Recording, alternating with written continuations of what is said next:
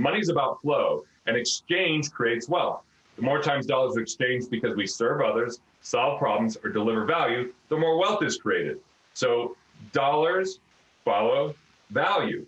If you want to create more value, create a more compelling vision. You want to create more value, solve a bigger problem. You want to create more value, discover what your talents are instead of expecting someone else to hand you something. Let me break this down into 3 ways to build actual wealth. The first one is to invest in yourself. So what does that mean? Rather than putting your money in everyone else's dreams, in a stock market you don't control, in the things that you don't understand, hoping for the best, let's think about the impact equation. Number 1, how can you reach more people with the value you create? Right? Dollars follow value. How do you create more value? How do you serve more people? How do you reach those people so you make that impact? The second thing is the current people you're already serving, how do you more deeply impact them? How do you deliver even more value? So invest in your knowledge, invest in your relationships so that you can expand your reach. You can expand the value you create, therefore making more money. Another example, you've got to create an automated structure so you could pay yourself first.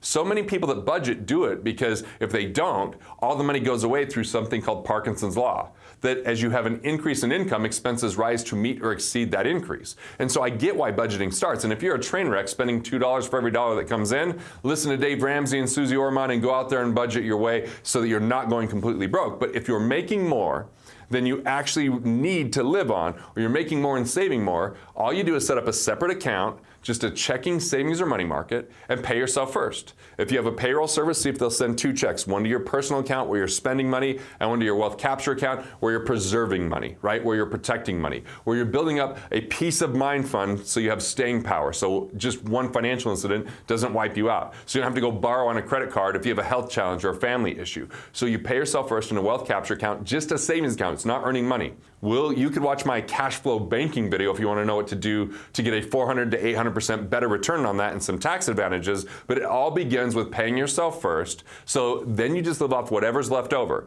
Whatever's left over, just don't borrow to consume. That's the main rule. Do not borrow to consume. Use the cash that's at hand and continue to look to create more value. Now, in order to do this, one of the best advantages is to go to wealthfactory.com/cashflow. There's a guide that gives you 3 specific tips to improve your cash flow so you can pay yourself first without having to budget or cut back. Now, the third thing, spend time with people that challenge you to think better.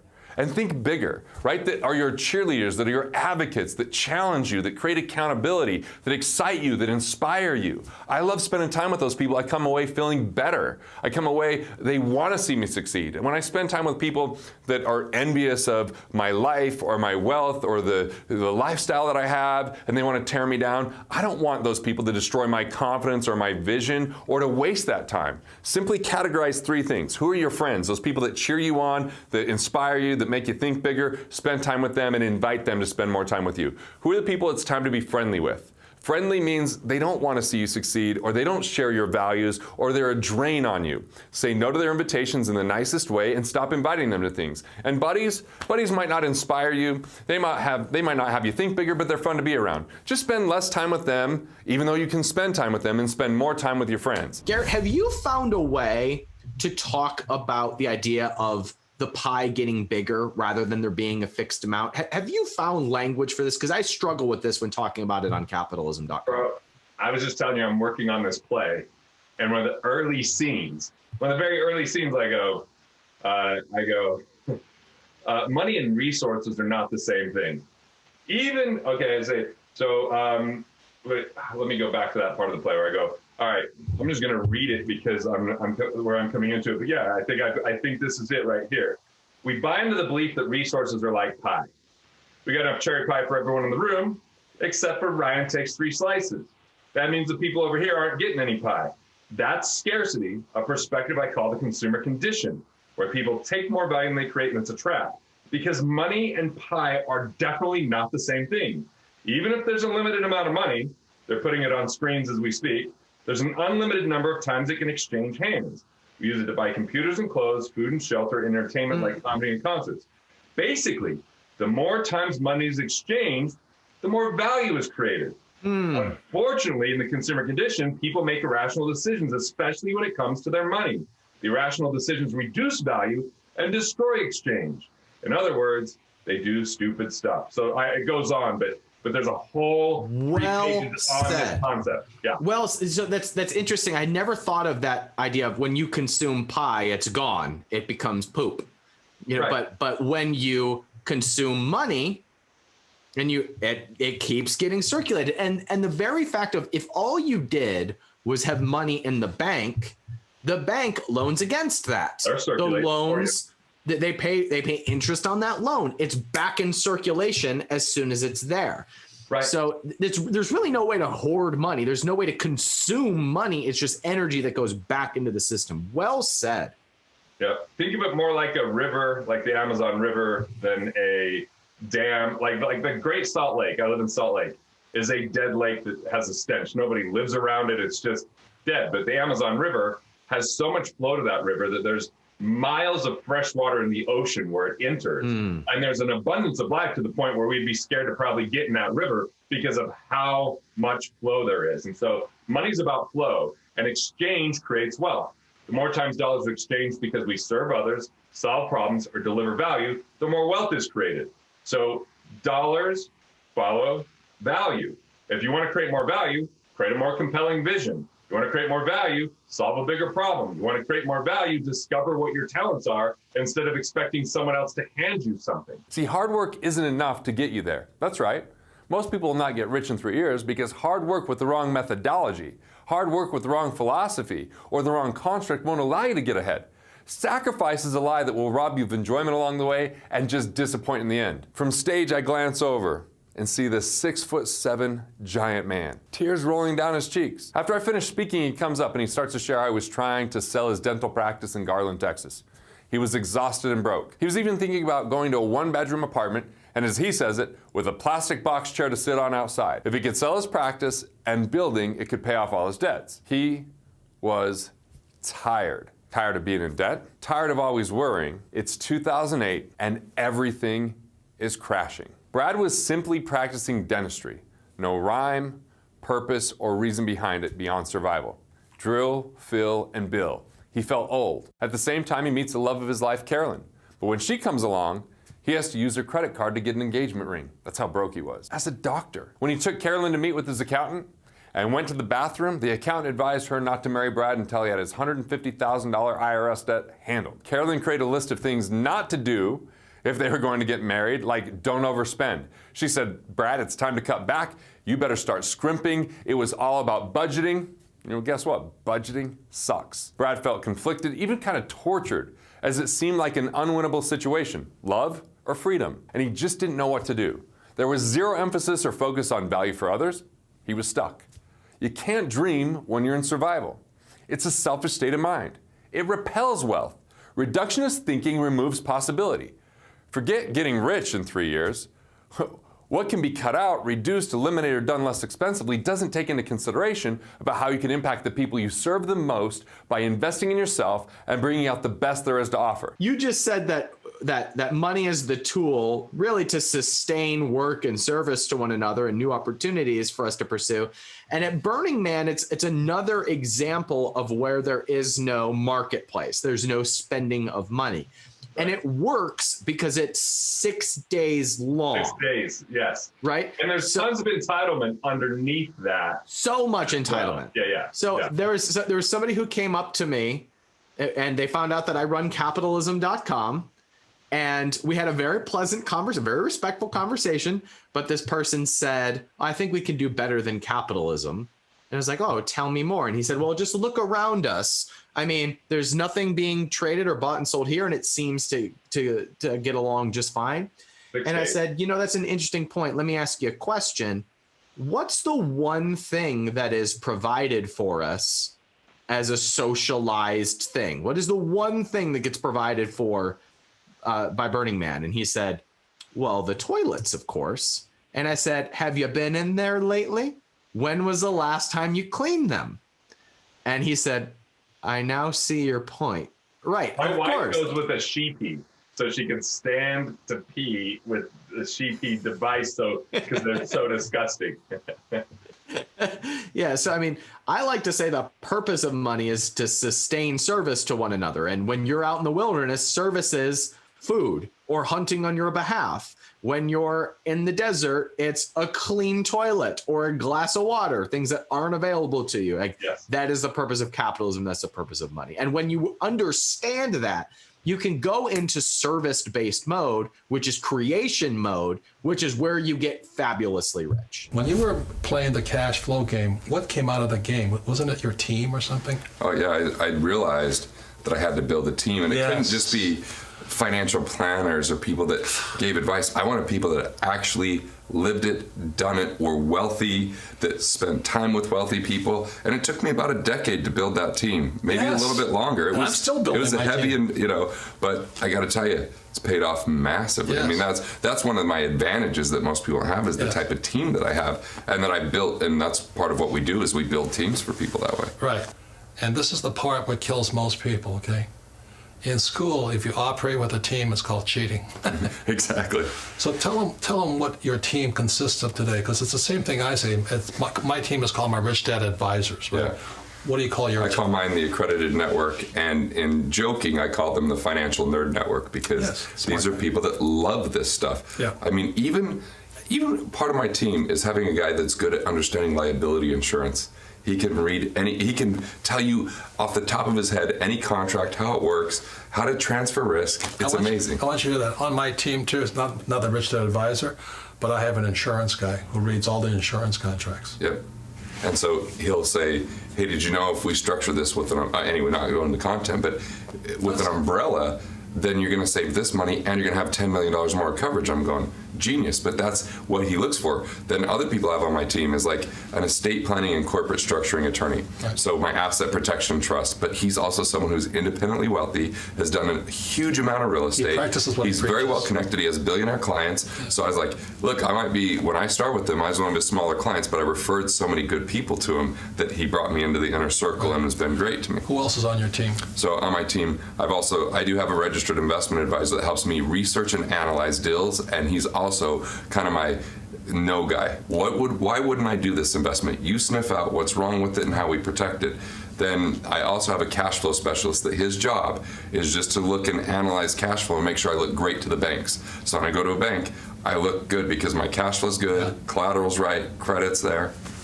So once again, these are big steps, but it's a change of the spirit, the being in here. Because, when I talk about, you should have a team, what stops most people from having a team is in school, you were taught that you had to be the smartest guy. Yeah. Are you the smartest guy on your team? No. I'm not the smartest guy on my team. If I were, I'd be in trouble, right? Because you always want a room of people that help you grow. The most stupid people are people who think they're smart. And I've been that person. I know all the answers. I meet these guys who are PhDs, MBAs, accountants, lawyers. They think they're the smartest guy, and they don't ask for help. And I was always a dumb shit in school, so I always ask the smart kids about stuff. So when it comes to investing, I look for the smartest guys that practice what they preach. So they're called Rich Dad Advisors. People are the only real or true assets. So much of the game is won when the team is picked. One of the greatest teams you can ever have is a great tax and legal team. Why? Because most people are tipping the government. I mean, if you want to check something out, go to wealthfactory.com/tax. You can actually gather resources to support you in building that team. If you already have a large income, or you're working to get a large income, you're absolutely going to have a significant partner. That partner is called the government. Not always the most welcome partner. And so many people are paying more than they need simply because they don't have the right team. See, they're getting plenty. The government's taking property taxes and excise taxes like gas tax, there's sales taxes, just to name a few. When we look at the income tax, and there's so many ways that people can pay less in that, they just don't know because they don't have the right team. It can make a massive difference in your bottom line. For example, if you don't know about the Augusta rule, which is a way that you can write off your home 14 days a year, or if you don't know about D-pad credits, and it's something you go back and look at to find out if you've overpaid on intellectual property that you might have created, or if you don't know how to differentiate your income by choosing the right corporation and avoid self-employment tax, or if you've never heard about 199A, those are just a few things where I'm assured you're overpaying tax and now you're in the know. So that just reminds me of a quote from Pixar, right? So here's the deal. If you have a good idea and a mediocre team, they're going to screw it up. If you give a mediocre idea to a brilliant team, they're either going to fix it or throw it away and come up with something better. So Pixar works to hire the best people and then give them difficult challenges. You don't have to go it alone. Utilize the knowledge and expertise of others so you can go further. See, I believe you can't shrink your way to wealth, and ultimately, the problems we face in the world can be solved with the people and resources we already have, if they only knew about the value equation. Let me break this down into 3 simple parts. The first one is recover cash. There are 5 levers to becoming economically independent. That's to recover cash, that's to engineer wealth, that's to accelerate investment income, that's to scale revenue, and then make it count. We'll get more into what those 5 things are, but that methodology and framework helps. To recover cash being the first of those things, it's about the 4 I's. Finding if you've overpaid the IRS, maximizing your deductions, or taking on reclassification so you pay less tax on the dollars you earn. The second of the 4 I's is interest. These are the 3 R's. This is about restructuring loans. This is about reallocating resources if you have underperforming assets that can pay off higher interest rate loans, or it's about renegotiating to better interest rates. So restructure, reallocation, and renegotiation is on the second I of interest. The third I is investments. It's about turning them into cash flow. It's about protecting the downside, and most importantly, it's about removing unnecessary fees that don't add to performance. And the fourth I is insurance. It's about eliminating inefficiency or duplicate costs by making sure you have the right design. So that's the first of the 5 levers. The second lever is to engineer wealth. Engineering wealth is about knowing your monthly expenses and creating cash flow from your assets to cover those basic expenses. Now, the first way you can do that is in the third lever. It's to accelerate investment income. Where do you already have assets that you could turn into cash flow? Turn any accumulation assets into producing monthly cash flow, because the game is about cash flow first, cash flow second, and cash flow third. Now, how do you scale your revenue? This is about increasing your earnings by adding more value, making a greater impact, and being more strategic with your time. That's the fourth lever. So the first is recover cash. The second is to engineer wealth, to figure out what your monthly number is and create assets to cover those basic expenses. The third is to accelerate investment income, which is make everything you have turn into cash flow and recurring revenue to cover your basic expenses. Then scaling your revenue. That's investing back in yourself. That's growing your business. That's about the things that you can eliminate from your life that don't add enough value, so you can do more of the things that add the most value, therefore creating a bigger impact, therefore making more money. And then the fifth lever is to make it count. See, you are your greatest asset, not a stock or a bond or a piece of real estate. So what are you doing to relax, rejuvenate, and have some recreation so that when you show back up to do something, you're the best version of who you are? And it's about determining what success means to you, so you can learn to say no to things that aren't right for you and discern opportunities from distractions. Distractions lead us in the wrong direction, but a lot of people enthusiastically run that way. It comes down to the impact equation. This is about how many people can you reach, number one, and number two, how deeply can you impact those people, which is absolutely critical if you want to get rich in 3 years. The more people you can reach, the more money you're going to be able to make. So if we combine the impact equation of reach and depth with the value equation, it's going to unlock your potential by recognizing the best ways you can serve others. It looks like this. Our mental capital times our relationship capital determines our financial capital. So 3 years or less comes down to your mental capital. What are your ideas? What knowledge do you have? What wisdom, strategies, and insights? Where do you have something unique that can offer massive value to the world? See, those that say it isn't what you know, it's who you know. Well, if you don't know anything, nobody wants to hang out with you. It's one of the most precious forms of capital is your mental capital. Have you got a way to tap into that and to bring that to people? But the one where the most potential exists, the most underutilized, untapped resource is relationship capital. People are the only true assets. You are your greatest asset, not that stock, bond, or piece of real estate. So relationship capital comes in the form of networks, organizations, customers, friends, family, and the bridge between your mental capital and relationship capital is business. And the currency is value creation. So if you have a money problem, it's never really a money problem, that's only a symptom. Let me be clear, there are plenty of problems out there in the world that people throw money at and it doesn't really help. It's really a mental capital issue or a relationship capital issue. So if you have the money to solve a problem, I wouldn't say it's really a problem. If you have a financial issue, it's either about the wrong information or lack of knowledge or the wrong relationships. You're only one idea or one relationship away from the next level of prosperity. So how do you develop, expose, and create more mental capital? How do you deliver more value, serve more people, and really solve the bigger problems? If you have a clear path to do that, You can get rich in 3 years or less if you don't have major deterrents and obstacles like massive consumer debt. First thing we have to understand is in the next decade, in the next 10 years in the United States alone, 50% of the wealth will transfer hands because 418,000 businesses on average per year will be sold that are private businesses. That's we're talking about almost 5 million businesses in the next 10 years are going to exchange hands. Well, there's going to be people now that have that cash. There's going to be people that have to buy those. The second thing is the stock market has been overly propped up and overly valued without consideration for technological advance that will start to decimate it, and hasn't been taken into consideration a number of eroding factors. And the reality is 84% of the gains in the stock market are got by 10% of the investors, which are mostly hedge fund managers that are actually trading short and long at different times. So when they say the market did 6% in a year, it might be 3% for the average investor just setting money aside, and inflation is going to decimate that 3%. Now we have to worry about deflation first and then inflation next. But if we just sit on money, it's going to be worth so much less. And there's more money in the economy, which will go back into the hands of people who are buying businesses, buying real estate, or doing intellectual property. Everybody else that's just handing money over or setting on it and saving it without intention for it will find out it will be worth less, and that they will be in a more dangerous situation because the things that they want to buy that actually matter from an investment standpoint will be further out of reach. So it is a critical 3 to 5 years that people start taking responsibility with their finances and do something about it. Otherwise, the middle class is going to become lower middle class in the next 5 years, and the upper class is going to become really wealthy if they're thinking about investment and leverage and acquisition instead of savings. Businesses are absolutely a huge piece of this. And I'm not talking about businesses that are public businesses. I'm talking about private businesses. I endorse the book Buy Then Build by Walker Dyville. In it, he highlights something called acquisition entrepreneurship. Acquisition entrepreneurs, as he says, start by buying an existing business instead of starting one from scratch. So many of the ones that are started from scratch that are kind of the Silicon Valley, tech ones, a lot of those make no money. They raise money, they burn through it, and they fail. Well, if we look at acquisition entrepreneurship, it stacks the odds in your favor.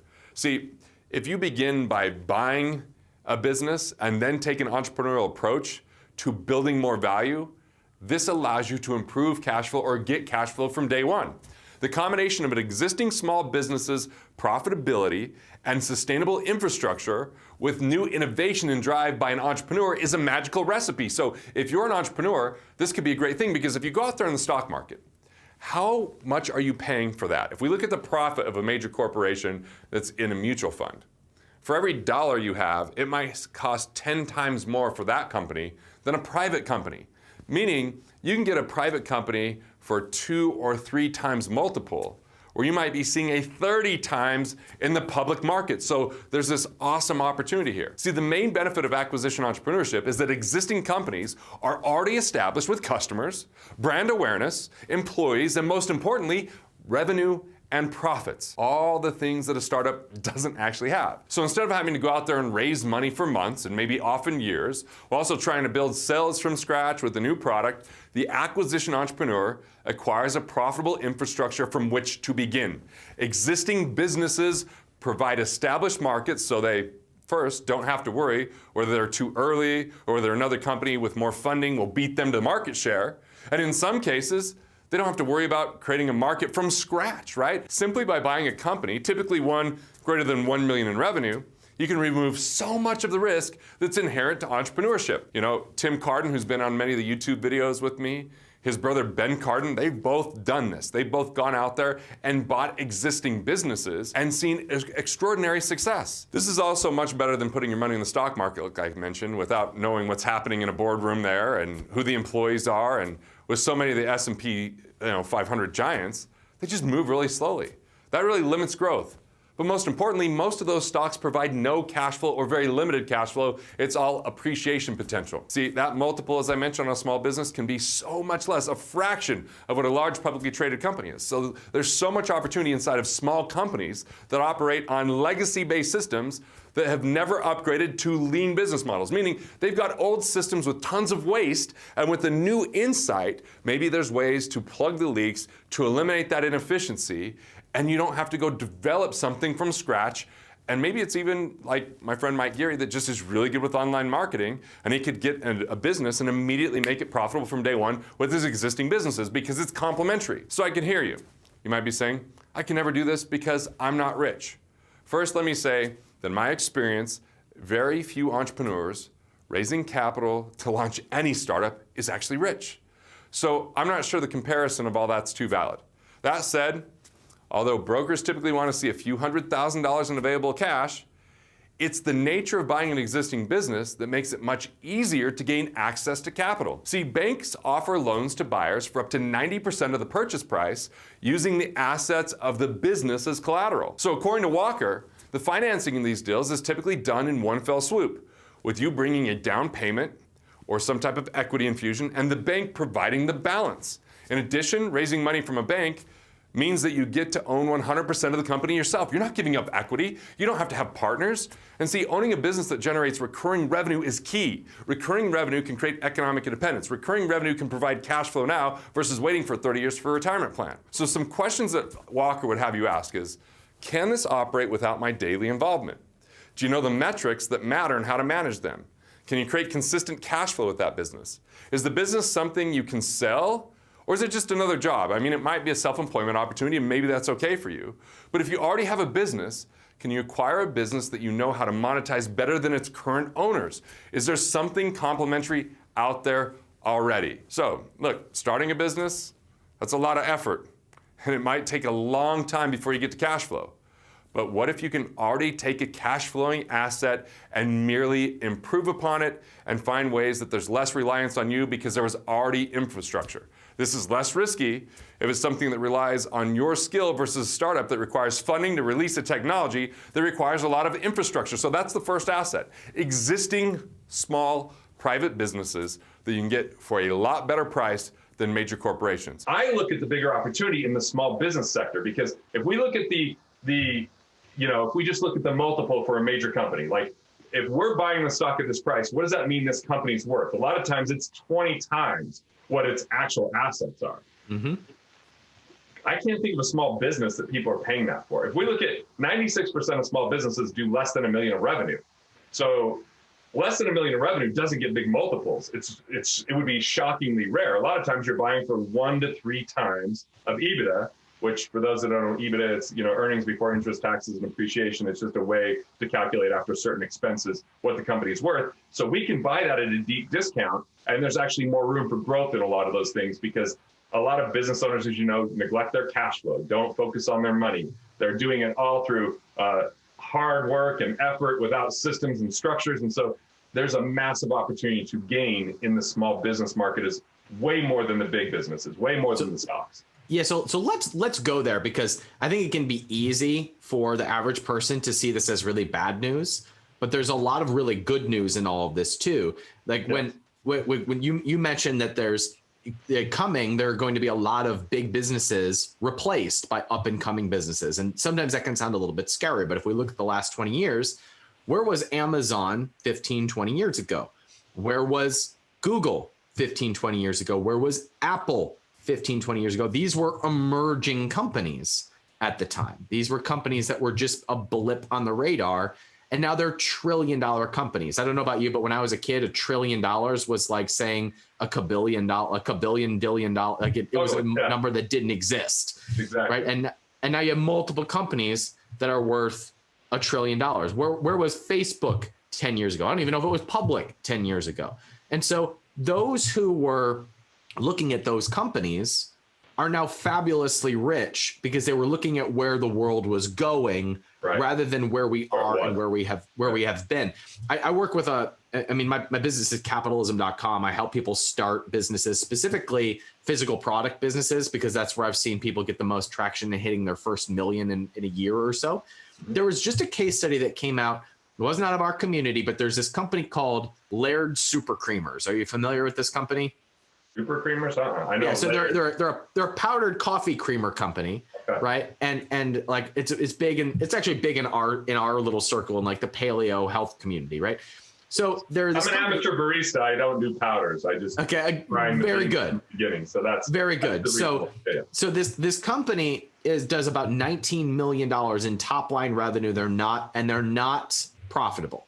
Okay, so they're like they're growing aggressively.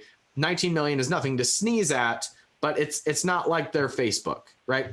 They just went public and they currently have a valuation of $425 million, Garrett. Now, that's ridiculous. That's absurd. And it makes no sense. And I don't care, because it just shows how valued good emerging companies are, which is why I think it's the best time ever to take control of your finances by becoming an entrepreneur. Even little things that you start can become massively legacy changing for you and your family. And there's case studies like RX Bar, which was started in some guy's basement and sold for $600 million.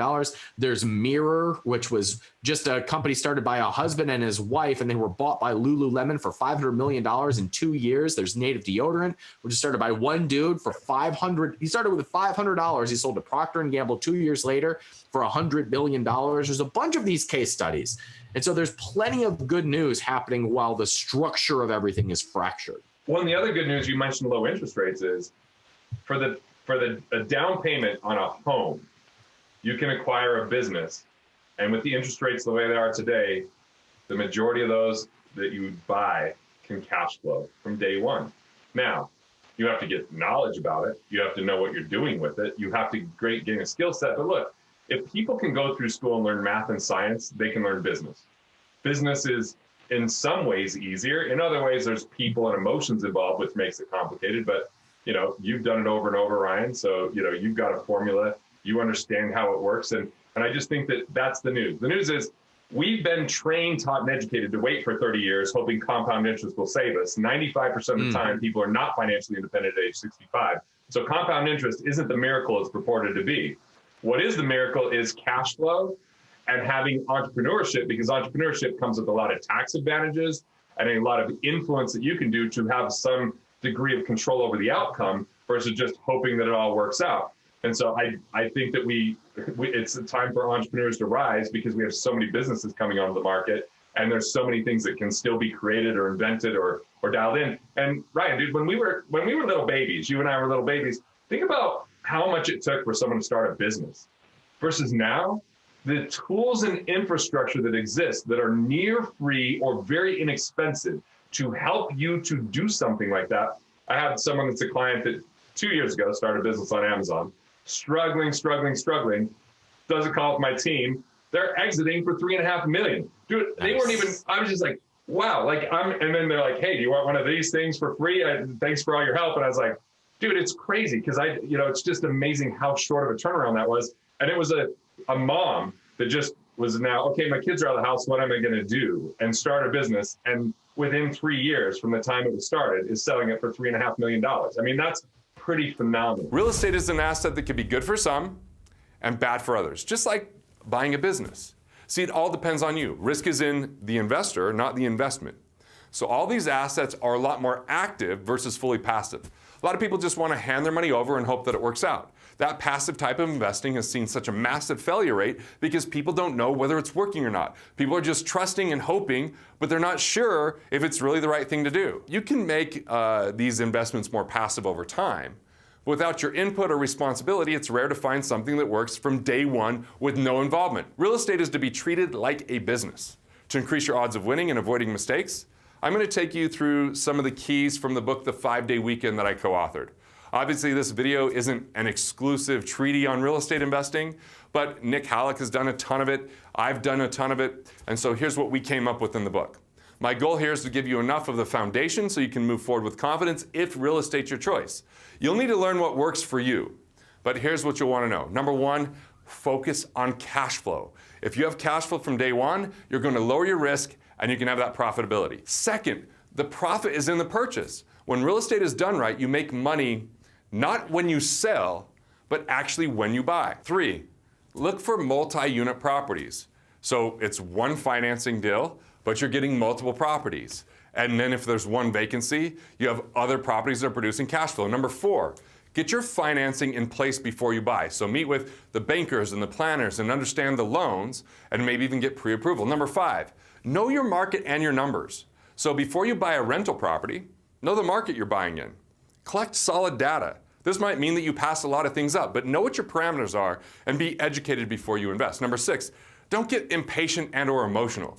You got to manage your excitement. That might be bringing other people to the team and having other people that might be, okay, I don't think this is the right time to move forward, even though you might have rose-colored glasses. So I want you to be carefully analyzing things and be logical. Number 7, buy in the right location. Location is an absolute key to profit. Study market trends, learn where the deals and demands are. Number 8, find properties where you can build sweat equity, right? So these are things like the older properties instead of new properties, where you can increase their value through upgrades that you put into them. Number 9, be smart about your renovations. What's worth the money and what's not worth the money. See, I want you to keep your budget expenses to 15% of purchase price. 15% of what you purchase it for could be the expenses that you can add. So find a pattern that works for you. Add value to rent out the properties faster, manage these properties wisely, screen the tenants, create systems for receiving the rent, have an emergency fund because things do break down, and make sure you have enough cash on hand to handle repairs. So I've given you a bit of a list here, but the key is I want you to hold on to your cash because if you tie too much up in property, equity isn't always accessible. So be careful and don't over leverage. Put maybe, make sure you're buying at 15% below the normal market value. Put 20% down to build in a buffer should the market crash, and understand market volatility and exit strategies. Things change quickly, so be on top of the trends and be prepared for the worst. So much of what people spend their time enjoying is intellectual property. I mean, think about TV shows and movies, watching comedians, to the content here on YouTube. So where do you personally have expertise? Can you improve the industry that you're in? Can you educate people on a product or process that solves a problem or improves someone's life? So I can also get recurring revenue through books that I write or subscriptions to memberships. Like if you went and looked at wealthfactory.com/Garrett Club, this is one of those memberships. There's an investment every single month, but people get me every month where I'm doing a Zoom call, I'm answering questions, I'm tackling a topic, I'm giving some of the newest things that I'm creating, I'm giving them a lot more depth than I might be able to in a 10 or 20 minute YouTube video. We give them these golden tickets where they can redeem certain, things like a financial trend summit that we did, telling people how to navigate a tough economy, which we're facing right now. We've got things like if someone's launching a business, a program that we call Scale, or if someone wants to become economically independent, a program called Curriculum for Wealth. And so they can redeem these with these golden tickets, and there's a concierge that kind of helps them out. I just did 19 calls the other day with people in that program to really discover and figure out what challenges that they're facing so that we can add even more value. And then we actually print a report every quarter of things that they can implement. So if you want to see intellectual property, you can go to wealthfactory.com/Garrett Club and take a look at it. I actually created a playbook for those in that club to take an idea to market without requiring borrowing of funds or risking all their money. It's my win then play playbook. I actually got a big compliment from my wife the other day. She says, "This is really good." I'm like, yeah, maybe I know what I'm doing, right? In it, we've got the cycle of creation. And in that cycle of creation, it outlines the process to take an idea to a concept to a framework that you can now delegate to eventually a product, service, or experience in the marketplace, but profit up front. So if you want to do this in 3 years, there's criteria that first you have to meet. Number 1, if you want to get rich in 3 years, you can't have loans beyond car loans or mortgages. If you have consumer-based debt that's eating away at your cash flow, that's feeling like a weight on your back and that's occupying your mind, 3 years is going to be highly unlikely. The second thing is you can have loans if they're tied to assets that produce cash flow. So yes, it's okay to have loans if it means you acquired a business or the right piece of real estate, and that's creating more economic independence and cash flow today. Third, you have to have upside potential where you work or own a business. So upside potential is great where if you work somewhere, you can participate in the upside, but you don't have the risks of the downside. Now, if you own a business, you can obviously scale or grow that by adding more value, reaching more people, or creating more consistent income on an ongoing basis.